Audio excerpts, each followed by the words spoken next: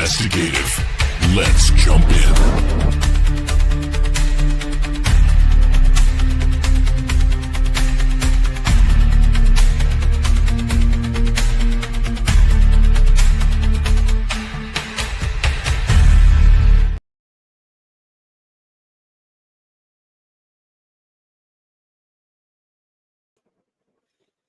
All right. How's everybody doing on this Mother's Day?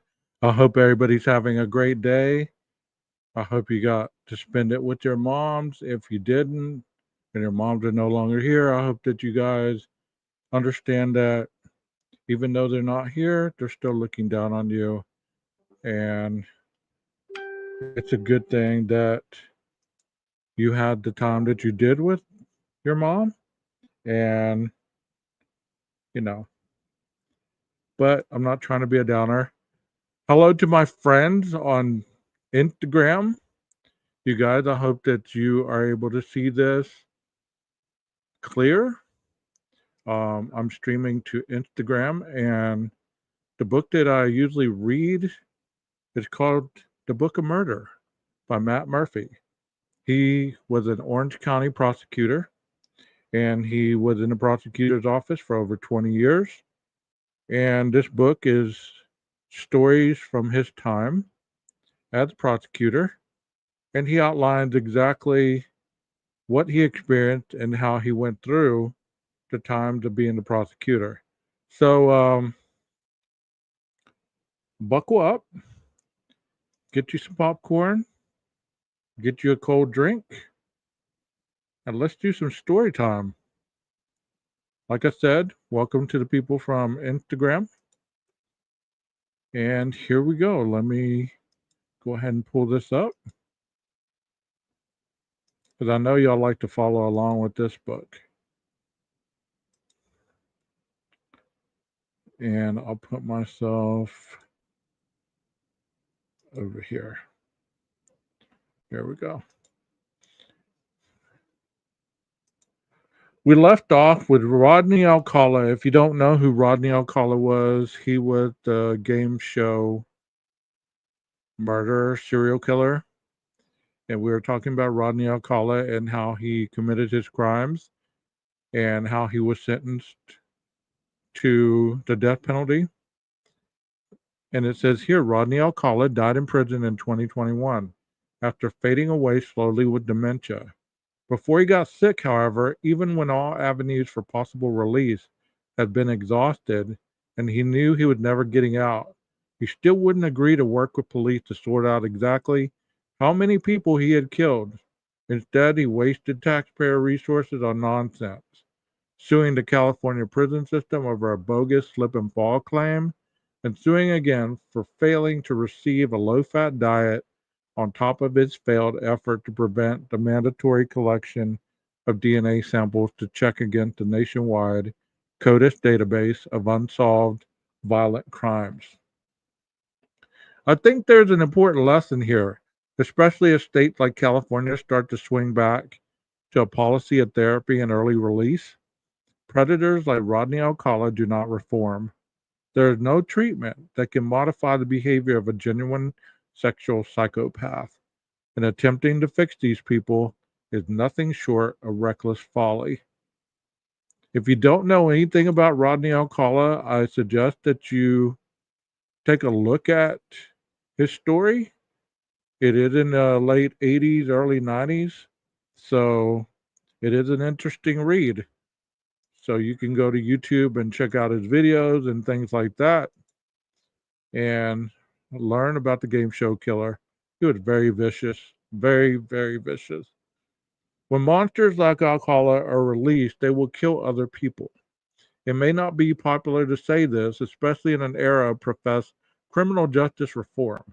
And when we want to believe that everyone is redeemable, but Rodney Alcala would live in proof that some people are not. Sexual predators do not get better. They may get better at not getting caught, but they do not change. When we release violent sexual predators, it is only a matter of time before more innocent people and their families suffer. Rodney Alcala would have been and should have been kept behind bars after his very first arrest. After his first arrest, he was released. He went to prison and was released, and then he started on his rampage of killings. Dozens, if not hundreds, of lives would have been spared unspeakable pain and grief if someone had just stepped up and put an end to the procedural madness. Instead, Alcala brutalized women after women, girl after girl, killing them in increasingly gruesome and sadistic ways. Alcala exists today as a profound cautionary tale, a boogeyman reminder that some people are just plain bad, and those with the power to keep sexual predators in custody have an abiding moral obligation to do so. The innocents who will be preyed upon are depending on them to do their job better than what we witnessed in that case. I can only pray that they heed the lesson. As for the families of Rodney Alcala's victims, they can finally rest. The man who so brutally murdered their loved ones was caught, tried, and condemned, and he died alone in a cold prison cell. He will never hurt anyone ever again. Chapter 7.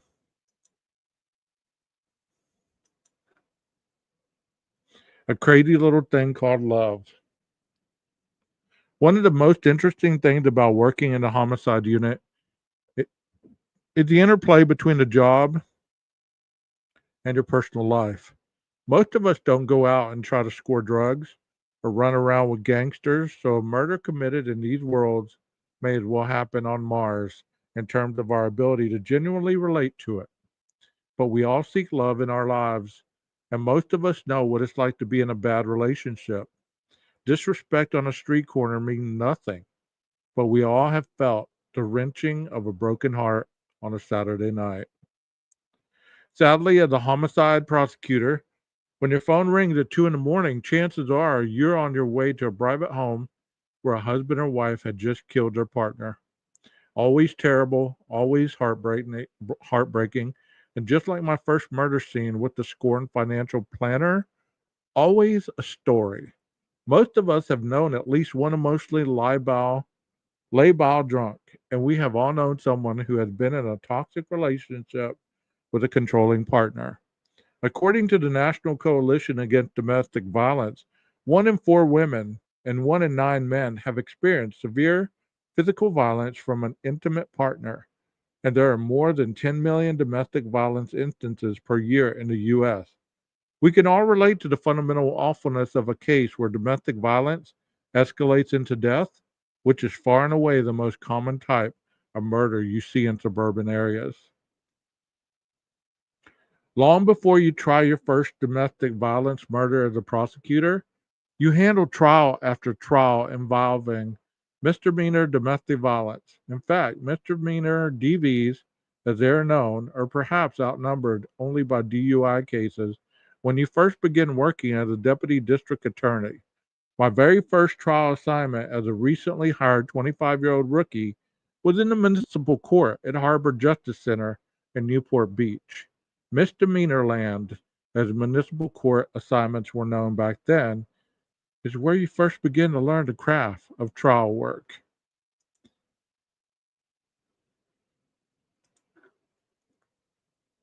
I was immediately shocked at how many domestic violence cases I saw on my very first day. I began the assignment believing every one of those cases involved a hot-headed thumper of a man beating on a diminutive, submissive woman. While my preconceived idea of domestic violence was certainly true in some instances, the reality you learn very quickly is that most of these cases involve a cycle of give and take between people who are both what's terrible to each other. Many times, the couples involved in these toxic relationships would break up and get back together multiple times before the case even got to trial. It is very common in domestic violence trials to have the victim, usually a woman, but sometimes a man, be entirely hostile to the prosecution of the case. They will yell at you in the hallway, blame the police, and often lie through their teeth on the witness stand. Juries, experts in human behavior, usually have little problem figuring it out. But keep in mind, these are misdemeanors, which usually means there are no serious injuries. You encounter more domestic violence when you get to the felony panel, and of course, many more in sexual assault. You review them, file them, and try them in dozens over the course of your career. In homicide, at any given point, domestic violence related murders will often compose up to half of your caseload. You see them at the beginning of your career, in the middle, and all the way through to the end. From responding to some of these bloody scenes, I have images in my mind that are even now hard to believe. I saw the body of a woman who had been handcuffed to a bed and tortured with a taser gun before finally being strangled by her cheating husband. She had found out about the affair and cheated on him in revenge, and he killed her in response. I went to another scene in Irvine where a man suspected his wife of cheating. He murdered her and his mother in law. When we entered the home, we found their naked bodies in a downstairs bathtub. They were iced and wet. When they were removed with settled rigor mortis and lividity, they reminded me of the dead fish we would remove from the bait tank of the fishing boat I worked on when I was 17. The heartbreaking thing about this scene, however, wasn't the bodies of two adult women, but all the toys spread around the house for the two innocent daughters who lost their mother, grandmother, and father all in the same day. Their lives would never be the same. That one really got to me. I still think about them. In a different case, I saw the bodies of two men who were murdered in a jealous rage by an ex boyfriend who had snuck into their home and stabbed them both to death as they slept, focusing the blade savagely for whatever reason on their eyes. There was an ex husband who waited in ambush during a custody exchange, killing his ex wife and her father after a bad day in family court. He had been insistent in the morning that his wife's attorney be present during the exchange and was no doubt disappointed that he didn't get to kill him too. In each of these cases, the dozens more like them, you start at the scene, sometimes attend the autopsy, and then always meet with the family. In doing so, you gain a visceral sense of the lasting damage and profound grief these murders cause to the loved ones of your victim. You know, that's becoming a lot more popular. I don't know if there's been any other ones other than the Kansas mom case where she went to drop off or pick up the kids from the grandma and the boyfriend and all the people involved murdered those two. It's a vicious game when you're dealing with custody. It really is. American 1950s Beat Generation author William S. Burroughs, who in fact killed his second wife in a death later ruled to be manslaughter, once famously said, "No one owns life, but anyone who can pick up a frying pan owns death." He wasn't wrong. It is estimated that in 2021, 34% of female murder victims were killed by an intimate partner. Given all the cases I saw, I would have guessed the number was much higher. Over time, you begin to see patterns in domestic violence cases that may be instructive. Very few domestic violence murders happen out of the blue. If I had to pick the four horsemen of an impending DV apocalypse, they would have been jealousy, manipulation, anger, and control. They manifest in different ways, but unfortunately, too often the result is death. In this chapter, I want to explore two different cases of love gone bad. Neither one a traditional domestic violence murder, but both fascinating in their own way. The first is the Kathy Torres case, a murder driven by the toxic trait of jealousy, with an investigation pursued thanks to the obsessive efforts of the detective on the case, Darren Wyatt. In the world of murder investigations, incessant, unfaltering obsession can be both a blessing and a curse. Obsession in the business, as my colleague Dennis Conway once put it, is a gift. In fact, if obsession were a sport, the best investigators and prosecutors would all be world class Olympians. As we've already seen, some cold cases get solved because of DNA, but some get solved because there's a dogged detective who just can't stop thinking about it. Of course, obsession and other contact can be quite toxic, like some other personal traits. It simply depends on the role. An adult man prone to tantrums would be a nightmare at home. But if you're managing a Major League Baseball team, angrily kicking the dirt on an umpire's shoes can be pure gold, riling up the fans and inspiring their players. Someone who loved to scream orders at people would likely be a tyrant as a parent, but as a college football coach, it appears to work pretty well. In this case, we can turn the clock back to the winter of 1994, when Kathy Torres was a student on the dean's list at Cal State Fullerton, just minutes away from her hometown of Placentia, California. Kathy was a high achiever who had set her sights on college from a young age. She dreamed of being a social worker, held down two jobs to earn enough to pay her way, and was absolutely not the kind of young woman who anyone would have expected might get into trouble. On the morning of February 13th, Kathy's mother woke up to find that her daughter had never returned from work the night before.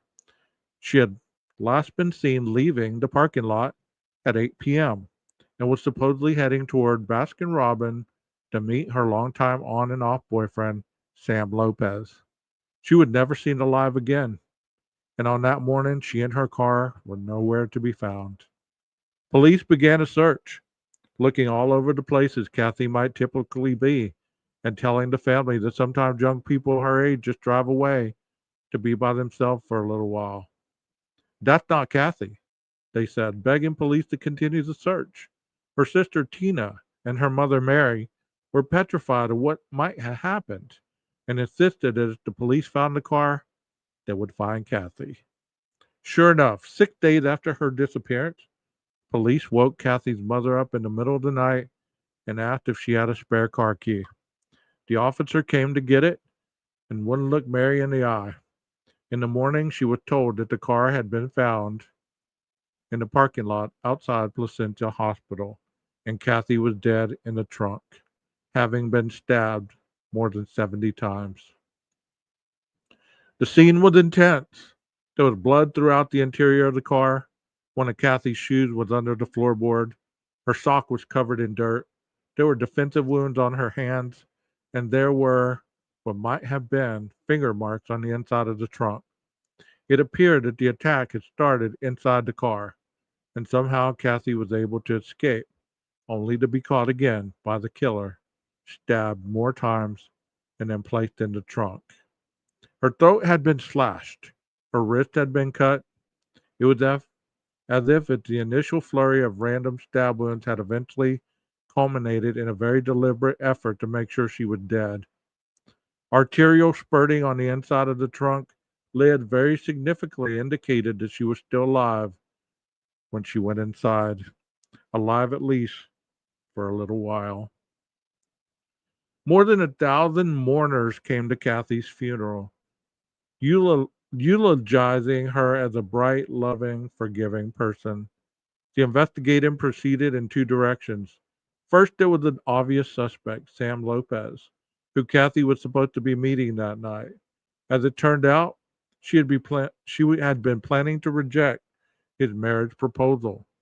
They had been high school sweethearts who broke up, dated others for a time, but apparently found their way back to each other.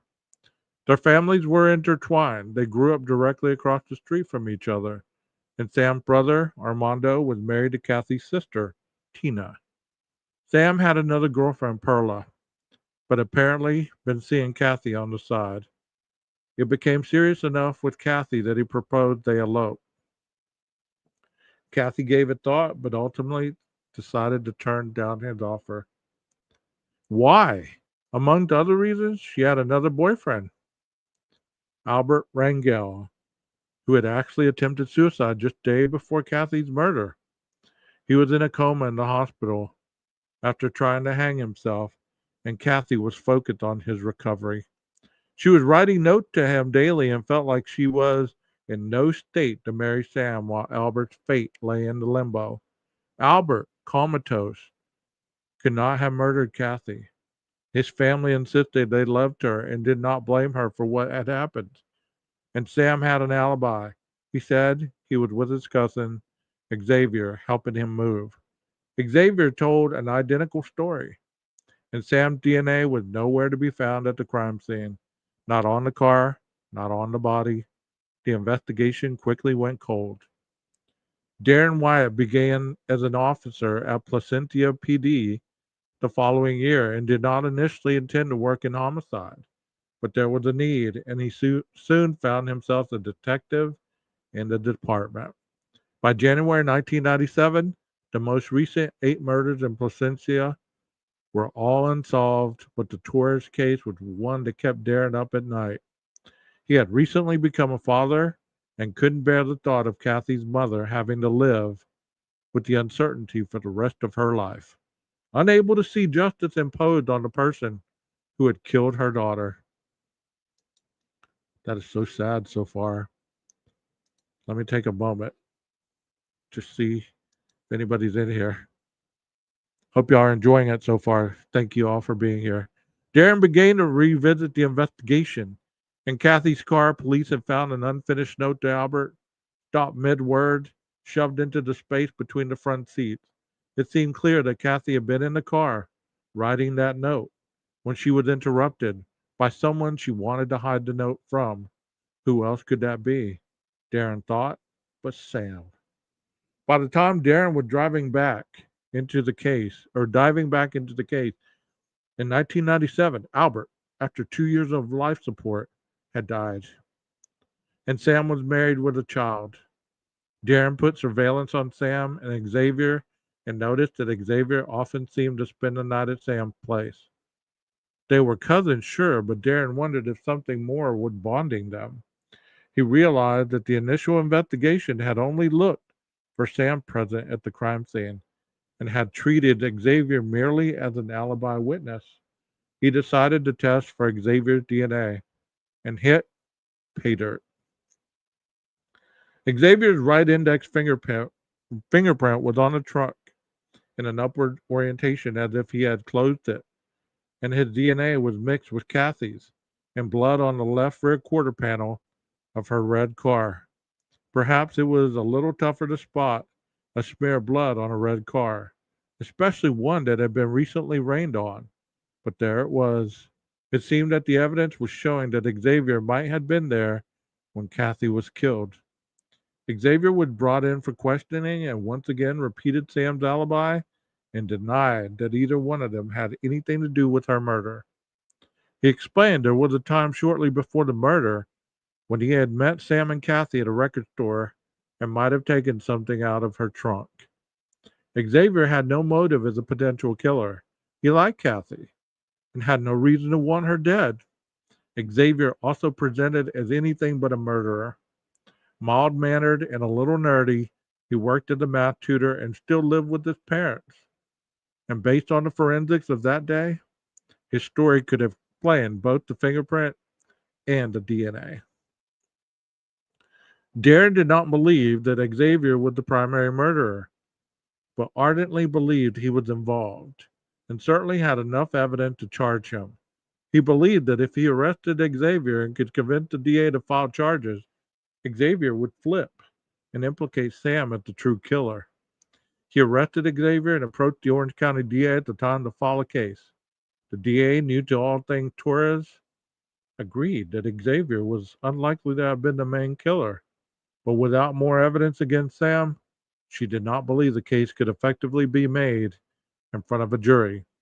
She declined to file charges, and Xavier was set free after being in custody for just 2 days. This was the era of what is known as substrate DNA, when defense lawyers would often successfully argue that a person could touch an object at some unrelated moment, only to later have blood from the victim be deposited over that innocent person's DNA. Xavier could have touched the car a couple days earlier at the record store, and now his DNA could be found mixed with Kathy's blood, or so the argument went.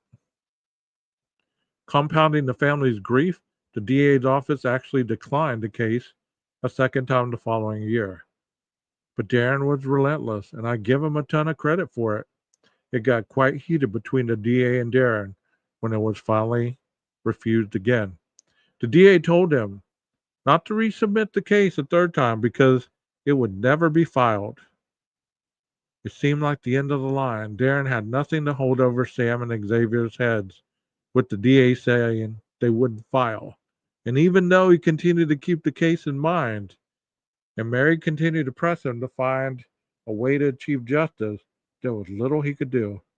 Months turned into years. That is so sad. This is the point in the story when I come in. I was no longer a naive kid. The decision to dedicate myself to the work had paid off spectacularly well, at least professionally. At this point, I'd become one of the senior deputies in the unit. I had dozens of murder trials under my belt and had yet to lose one. Due to my assigned cities, my cases had become regular features on national news programs like 2020, Dateline, 48 Hours, and more true crime cable programs than I can even remember. My supervisors, the elected DA, and the police departments I worked with all seemed to understand that if they just gave me what I needed, the job would get done and they would look great. But the problem with any addiction is that you need more and more to achieve the same feeling. In the world of murder, that means you push yourself harder and harder cases. And if the hard cases don't come to you, then you have to go find them. You have to pick tougher and tougher fights. And I was about to pick a doozy. I had previously requested and was assigned to one of the 2 cold case positions in the unit. I did this to broaden my access to tougher cases and also because cold cases were just so interesting. This meant I could prosecute homicide cases not only from my current cities, but from any jurisdiction in the county where the assigned deputy had taken a pass. The person assigned to Placentia in those days was having enough trouble getting the small and poorly funded department to get the current murders on track, let alone old cases like Torres.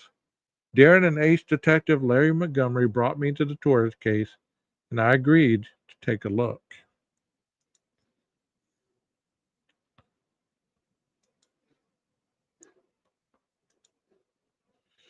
I quickly learned that this case was a notorious mess, complete with bad blood between the police and the well-respected former DA. Darren and I had worked some other cases together over the years and had developed a healthy respect for each other. In truth, he wasn't going to leave me alone until I looked at it. In fact, I don't think he would have left me alone until I filed it. He is now amongst my closest and most trusted friends. By this point, Larry Montgomery had been dubbed the evidence whisperer by Dateline Josh McCanowitz. Larry had left me a couple years earlier to work the Trackers unit full time. Trackers was all cold cases, all the time, and they did amazing work. It was great to get back together with Larry and unleash his genius on this one. Sam Lopez interviews were a lot like Nanette Johnson's after the McLaughlin murders. On the surface, everything looked normal, but nothing was right. Sam's interview tapes objectively depict a young man denying involvement in a murder and providing an alibi corroborated by others. But the real curiosity was in his reactions and how he should have responded given what he knew about him. Unlike his cousin Xavier, we knew Sam to be a hothead with a jealous streak a mile wide. Yet what we saw in the interview was a calm young man respectfully answering questions and asking precious few of his own.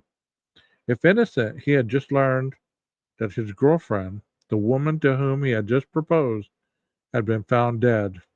During the breaks, he examined the soundproofing on the walls of the interview room, sipped a Diet Coke, read the ingredients on the can, and only seemed upset momentarily when he discovered a stain on his new hat. "Oh, man," he said, rubbing dirt off the brim. It was the most emotion he showed. It took him almost an hour before he asked how Kathy had died, and then he showed no noticeable response when told she had been murdered. The woman had been stabbed 70 times and placed alive in the trunk of her car. Maybe that was worth some sort of a reaction. It was as if he was trying to play the role of an uninvolved bystander, calmly stating his innocence to detectives in order to check himself off a list of suspects. The real Sam Lopez, jealous, angry, and theoretically innocent, would have been through the roof when told that Kathy had been killed. He would have been enraged that another person had taken the life of his love and demanded to know what police were doing about it. He would have offered to help. In fact, he probably would have demanded it. Either way, he should have shown far more emotion. Even if he wasn't dating her, this was his sister in law, and he had known her his entire life. The ho hum, darn my hat routine made absolutely no sense. Putting his behavior in context, this was not a man who was grieving the loss of his girlfriend. He was simply not acting the way an innocent person would, and that is powerful for a jury to see. Juries are made up of human beings, and they're experts at how fellow human beings should behave in different scenarios. When things don't seem right, they know.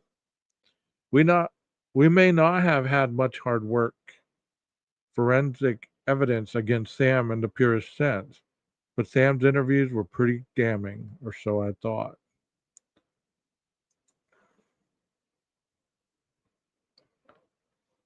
You say Sam's so guilty.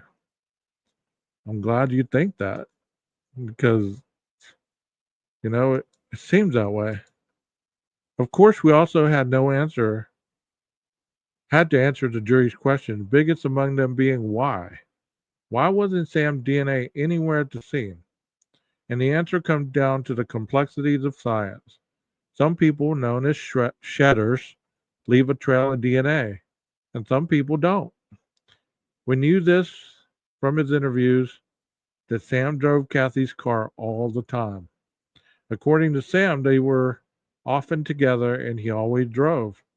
So whether he murdered her or not, if his DNA had been inside that car, it wouldn't have actually helped her case. Sam's DNA should have been there because he drove her car all the time. The fact that it wasn't found meant either nothing or that he cleaned up, which I doubt. The truth is that some people just seem to leave more DNA around than others. Sam clearly was not a shedder. Xavier, on the other hand, was practically a fountain. Either way, the lack of Sam's DNA wasn't a death blow to the idea that he could still be the murderer. The other piece of evidence we uncovered was a stash of Sam's letters to Kathy while they were together in high school. The hothead papers, as they became known to my team, revealed Sam's true personality. In those letters, Sam was constantly apologizing and saying that things wouldn't escalate again. He and Kathy kept getting together and breaking up. It was evident that he had a propensity to violence, and this had been a stormy relationship. It was really a domestic violence situation, and those unfortunately can and do sometimes escalate to murder. We also found a curious bit of backstory. A week before Kathy's murder, she had come home from a night out with Sam, seeming like she was under the influence of some narcotic. She could barely walk, and she didn't remember what happened to her that night. Sam claimed he didn't know if someone might have slipped something into her drink or what had happened, but it seemed like another piece of the story that added up to Sam very much trying to get his way with Kathy. And when she said no to his proposal, and then he walked up and found her writing a heartfelt letter to Albert Rangel in her car, the picture started to take shape. Placentia police wanted to serve a search warrant on the house where Sam and his now divorced brother were living. Police had perhaps overzealously placed the camera outside the home and also set up a wiretap of the phones. The camera was discovered by Sam. When the warrant was served, the image on Sam's television was actually a direct feed from the camera. He had found a way to hook it up so he could watch the footage the police were collecting. Naturally, as a result of his awareness of the renewed investigation, There was virtually nothing of value on any of the wiretaps. It seemed like we had all we were going to get. As a prosecutor, what do you do? I was convinced that Sam Lopez had murdered Kathy Torres in some sort of jealous fit. But just like in the Eric Naposki case, there was no weapon, no fingerprints, no DNA, and no witness linking Sam to Kathy on the night she was murdered. He had an alibi that brought in a couple of different people, one of them being Xavier, whose DNA and fingerprints were all over the outside of the car. I was not as impressed by the defense of substrate DNA as the deputy who had reviewed the case in 1995. I had dealt with this issue before, but I still had to find a way to prove to a jury that the perpetrator was Sam. I had subjective belief in the viability of the case, but also needed to believe that I could win it. Larry and Darren, two men I respected immensely, were both telling me we could win, and they had each been in the trenches with me for years. Then Darren played his ace. Just come with me to meet the family. He said, I've already told them you're not making any promises. We walked into the modest Placentia home of Kathy's mother, Mary Bennett, with photos of her beloved daughter everywhere. We were joined by her sister Tina and her brother Marty, who coincidentally worked as a court clerk in the Orange County Central Courthouse. I immediately liked them all. This was roughly a decade and a half after Kathy had been murdered, and you could still feel the sadness in that home. Mary was sweet, appropriate, and grateful in all the ways you could expect a dignified, hardworking matron of a wonderful family. That woman had been wronged, and I knew I was in trouble the second we made eye contact. There was a glimpse of hope, and I recognized it immediately. I explained that I just wanted to introduce myself and that we were working as hard as we could to put the case together. The family expressed their gratitude, and after a few questions, Larry, Darren, and I left. Darren knew exactly what he was doing. I would love to be able to say that there was some kind of scientific formula that a prosecutor uses to determine when a case is strong enough to file. Some objective schematic that you can plug in with a light that turns green when you reach a certain threshold. The truth is that it really boiled down to the more of a gut feeling than anything else. The internal process sometimes played out for me like the old plot device where a devil and an angel pop up on your shoulders. But in my head, instead of two figures, it was more like a demon rave with lights and music and many voices all yelling at me at the same time.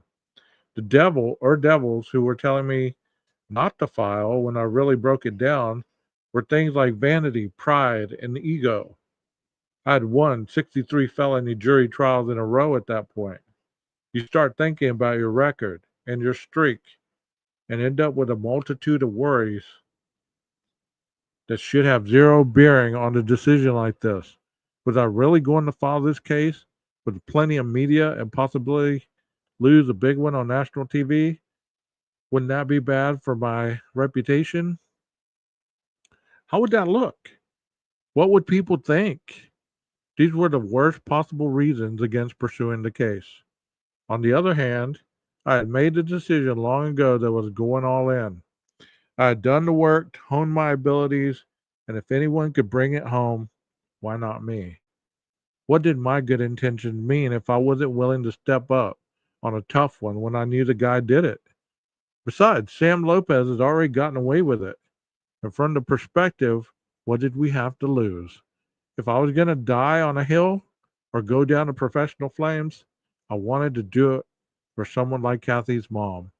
I would love to say that my conversation with Larry and Darren was articulate, legal, and well considered, but I believe my exact words were, fine, fuck it, let's file. Thus, in 2007, after building that case for 4 years, I decided to pull the trigger. We put out arrest warrants for Sam and Xavier, and that's when the fun really started. Once you file a case, seeing the defense lawyer who shows up often feels a little like you're playing a game of roulette. The wheel spins and you have no idea where that little white ball is going to land. Sometimes you get a frumpy guy with thick glasses who smells weird, and sometimes the family raises money and finds a true hitter.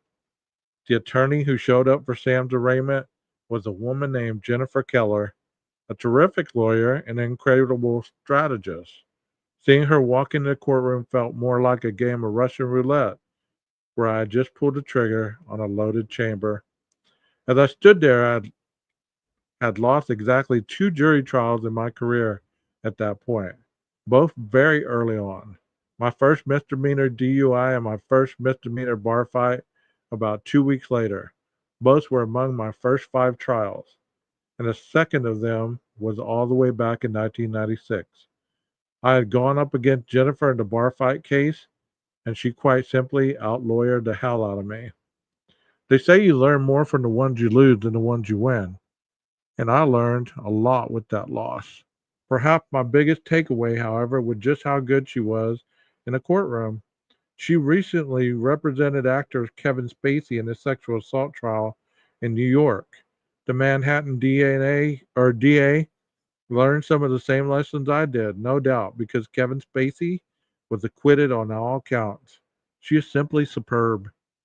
Jennifer Keller, the last lawyer to beat me, wasn't exactly my best draw. In fact, I could only think of one defense attorney who would have been worse.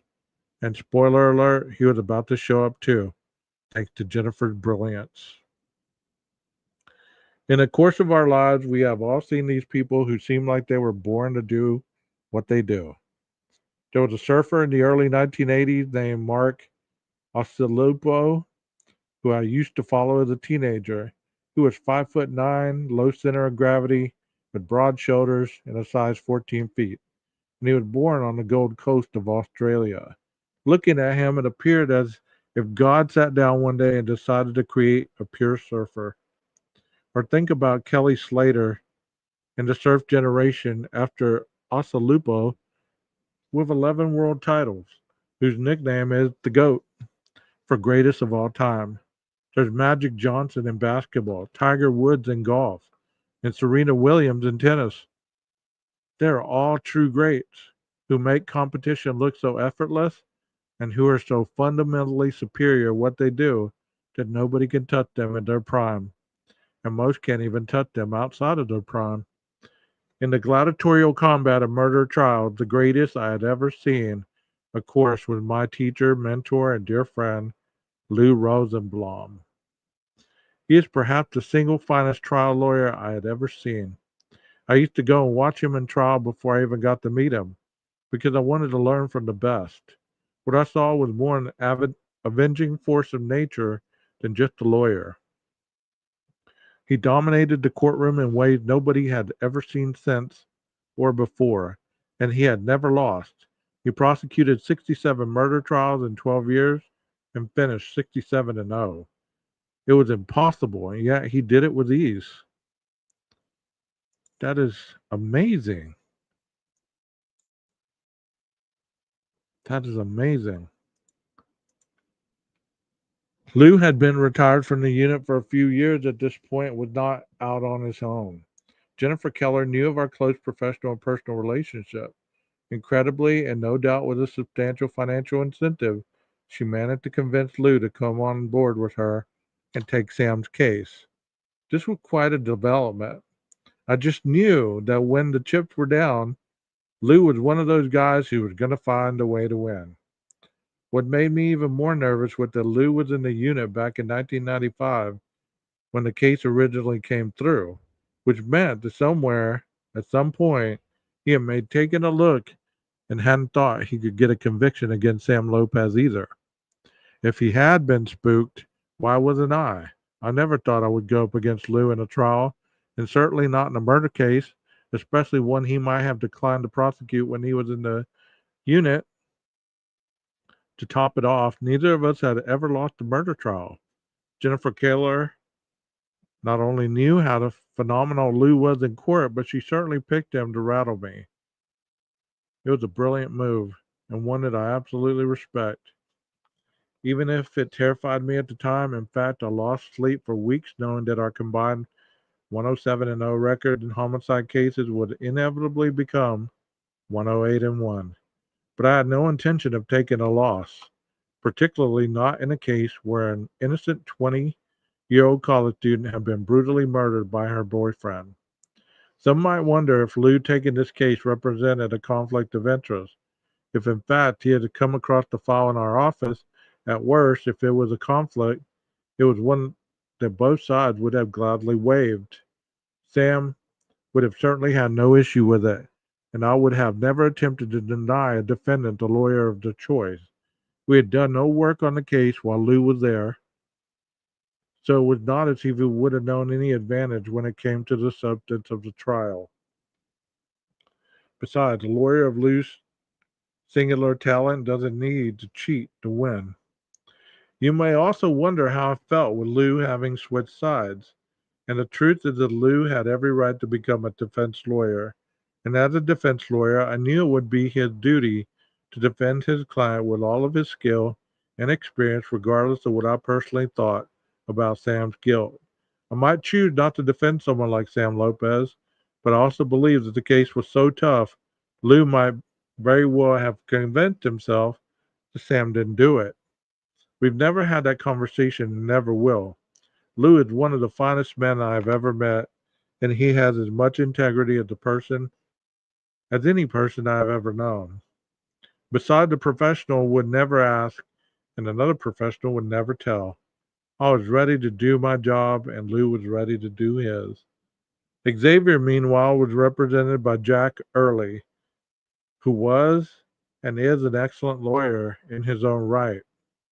Having tried over 125 homicide cases, including the case against Betty Broderick, a woman in San Diego who murdered her ex-husband, claiming she was driven to it by years of spousal abuse, battered woman syndrome, Early argued. It was the first case to get gavel-to-gavel coverage on the nascent TV network, Court TV, back in 1991. Early eventually lost the retrial after hanging the first jury, but he had a fearsome reputation. I couldn't believe that after all the work we had done, Sam got Lou Rosenbaum, and Xavier, idiot that he was, somehow managed to retain Jack Early. My original plan was to roll Xavier against his cousin and change the dynamic of the case, but Jack wasn't interested. Jack saw all the problems I did, and probably a few I didn't. It's easy to believe, if you watch enough Law and Order, that every murder case proceeds expeditiously to trial, crime investigation, and trial in 42 minutes, plus commercials. The truth is, sometimes the best strategy for the defense is to age a case. With the passage of time, some of our witnesses were getting pretty elderly. While you can, in some cases, conduct what is known as conditional exam of a dying witness and tape it to be later shown to a jury, this requires a terminal illness, not just age. There was one witness in particular who I'm sure the defense would have liked to see fade away. She was Kathy's co-worker at the Save-On store where she worked, the last person to see Kathy alive on the night of her death, and the person to whom she casually mentioned that she was going to meet Sam. This is what is known as the 1250 statement under the California Evidence Code, and it was a critical component of my case. That witness was going up there in years, and the defense knew it. They were correctly decided it was their best interest to take their time and meticulously build their case. I, on the other hand, didn't object too hard to the continuances, because every time they asked to push the trial date, it meant one more day that Sam and Xavier were still in jail.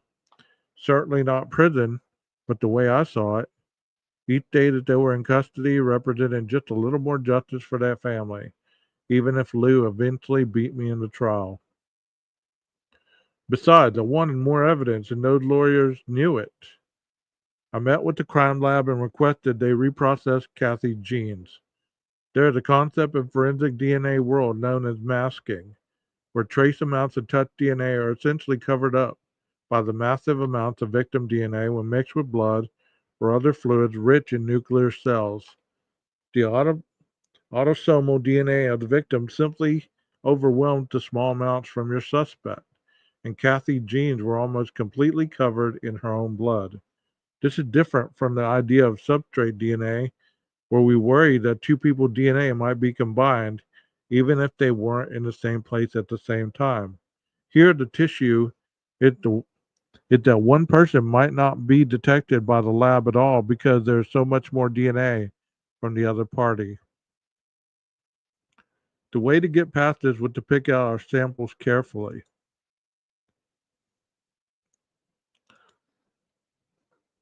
Ooh.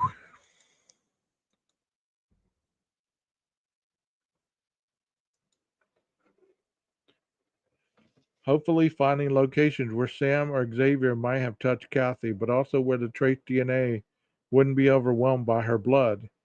If the two of them had put Kathy in the trunk of the car, for instance, with one carrying her legs and one carrying her upper torso, maybe we'd get lucky. We asked the lab to swab the back of her knees, the cuff area of her jeans, and her socks. Sure enough, we got a hit. But once again, it wasn't Sam. One more time, the DNA came back to Xavier. Still, this development was huge. Now I could argue Sam's alibi.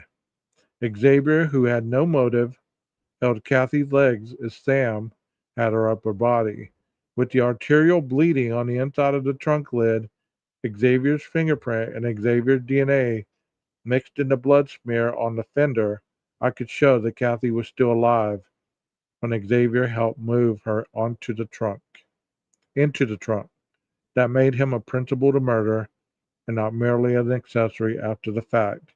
Even against Lou, I thought I could get Sam through Xavier. And that's where we're gonna that's where we're gonna end tonight. I hope you guys enjoyed that. Once again, my name is 12 Gauge. This is my channel, 12 Gauge Investigative. I will be reading some more on this book. It is a very interesting read, and I'm still hoping to potentially reach out to talk with Mr. Matt Murphy. It'd be amazing to be able to talk to him.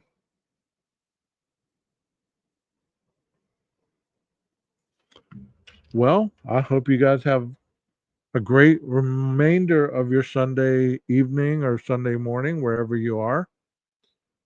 And I will see you again soon. Maestro, cue that music.